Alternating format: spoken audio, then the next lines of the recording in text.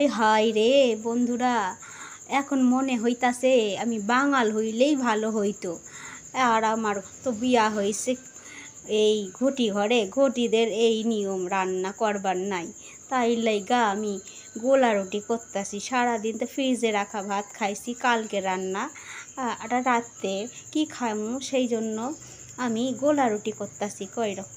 এই গোলা রুটি করার জন্য আমি ময়দা নিছি আর এর মধ্যে লবণ দিয়া একটু গুল্লা নিছি। গুল্লা নিয়ে তার মধ্যে আমার ছেলে আইসা গেছে। ও কইতাছে আমি করুম, দাও আমি করুম, দিয়ে ও করতে লাইগাছে। দেখুন কাম্বা করছে রুটিগুলো। তারপরে আমি একটু কইরা লইছি সুন্দর করে, তারপরে ভাজ কইরা লইছি, প্লেটে একটু সাজাইয়ে দিছি। দেখুন একটু ঢংও করতেছি এর মধ্যে। গরমের মধ্যে ঢং করা বাপু ভালো লাগে না, তার জন্য তাও আমি একটু ঢং করছি। এর মধ্যে দিয়ে দিয়েছি একটু সাদা আলু চচ্চড়ি আর একটু আম কাইটা দিয়েছি। দেখুন বন্ধুরা, আজকের ডিনার আমাদের রাতের কেমন হয়েছে একটু লাইক কমেন্ট দিবা আর শেয়ারও কইরা দিবা। টাটা বন্ধুরা, আজকের